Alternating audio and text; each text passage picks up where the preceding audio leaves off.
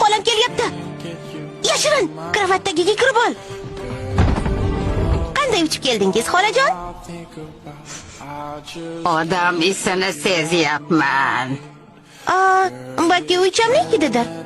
Odamlar bilan tovuq oyog'ining hidi o'xshaydi. Shuningdek, moychechak, changilaq va eski qo'lqopning hidi ham shunday. Balki shundaydir.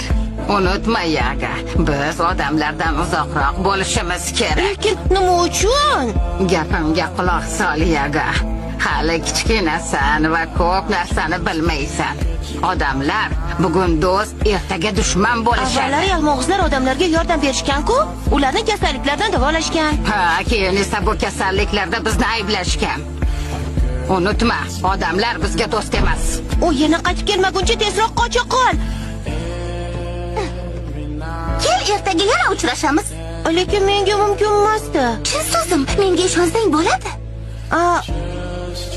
Ishonaman. Unda o'sha joyda. Xo'p. Dugonam. Biz tomonga odamlar kelishyapti.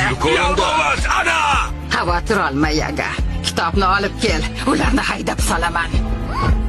Yo'q, u olib ketdimi? Bo'lishi mumkin emas. Kim uni olib ketdi?